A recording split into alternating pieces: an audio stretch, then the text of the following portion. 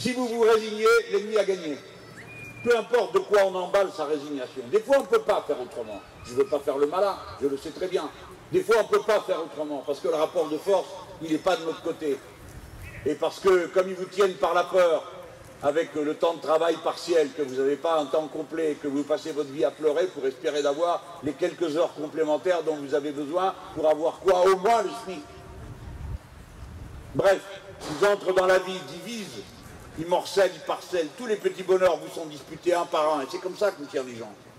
Parce que pour chacun, bah, l'objectif c'est jusqu'à demain, jusqu'à après-demain, s'occuper des siens et faire en sorte que ça passe d'un jour sur l'autre. Et à échelle de masse, ils font pareil. Il faut que vous ayez peur. Ils ne savent plus de quoi, c'est sûr. Eh bien, j'espère bien. Vous avez peur de l'Alba? Bouh. Alors quoi? Et de Chavez, vous avez peur? Ah, parce que vous êtes au courant qu'il est mort, mais eux, apparemment, non. Eh bien, ouais. Ils essayent de faire peur. Toute la semaine, ils vont faire ça, faire peur. Moi, je suis tellement vieux que j'étais déjà là en 81. Ah bah bravo. Eh bien, ouais, précisément, mon gars, et j'en suis très fier, figure-toi.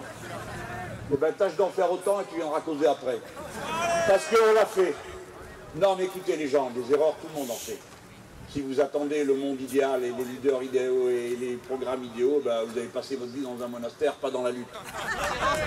Mais dans la lutte, des fois on avance, des fois on recule, vous le savez bien. Mais on avance. Bon, et ben c'était pareil, ils nous annonçaient, oh là là, les chars de l'armée rouge vont arriver. Alors nous on ne disait rien, on rigolait, parce qu'on me dit pas, il faudrait encore qu'ils marchent. Moi j'étais pas communiste, mais je le suis pas, mais peut-être que les communistes ils rigolaient entre eux, hein, sur cette histoire. Ben là c'est pareil, parce qu'ils croient. S'ils croient que les Vénézuéliens vont débarquer chez nous, ben, j'aime mieux vous dire qu'on va attendre un moment. Hein. Je les connais, moi, de près. Tout ça, entre nous, on rigole, mais il y a des gens que ça impressionne. Ils se disent, ah, mais il paraît, M. Mélenchon, quand même, ça déstabilise la place financière. Nous, place financière, de quoi vous parlez? Eh bien, on a entendu dire que ça a augmenté les taux d'intérêt. Mais lesquels? Eh bien, les taux d'intérêt, M. Mélenchon, ça doit être pour acheter la voiture. Non. C'est pas ça. Mais j'en veux pas aux gens de ne pas savoir. On ne peut pas tout savoir. Ils viennent, ils posent des questions, c'est à nous de répondre, d'expliquer. Alors les autres ballots, ils ont mis ça à la une de leur journal. Le risque Mélenchon pour les places financières. Ben encore heureux que tu as un risque. I am very dangerous.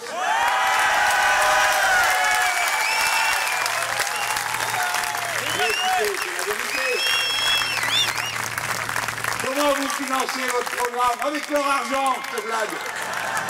Ah mais si vous voulez des caricatures, vous allez en avoir, hein. Non mais c'est pour dire, c'est ridicule, ils ont cherché à faire peur aux gens, et voilà pas que 3 jours après, d'abord nous on n'est pas des idiots, on a regardé les cours.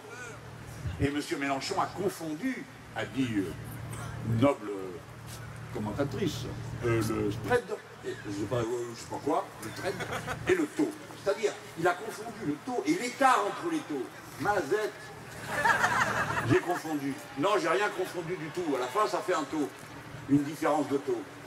Vous vous en fichez, mais moi, je trouve le besoin intellectuel de vous dire que je n'ai pas de maître et ce n'est pas des marioles qui vont m'apprendre simplement parce que c'est moi et que je ne suis pas de leur monde. Je comprends les choses aussi bien qu'eux. Je comprends aussi bien qu'eux comment marche la finance et je sais que c'est une arnaque. Je sais que ça repose sur l'arnaque. Je vous termine avec le taux en question. Me voilà parti à aller regarder ce que donnaient les taux avant. Il paraît que depuis que j'ai rattrapé Fillon dans les sondages, eh bien la situation est moins bonne. Pas de bol, quand il était devant, elle était encore moins bonne.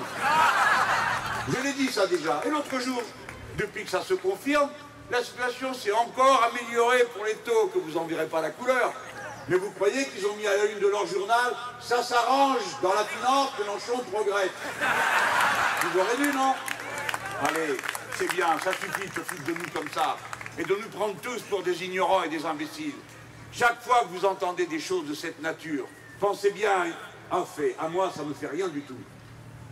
Ça ne me fait pas peur, ils ne m'intimident pas, je ne suis pas impressionné. Mais ils vous prennent pour des imbéciles, parce qu'ils pensent que vous allez l'avaler.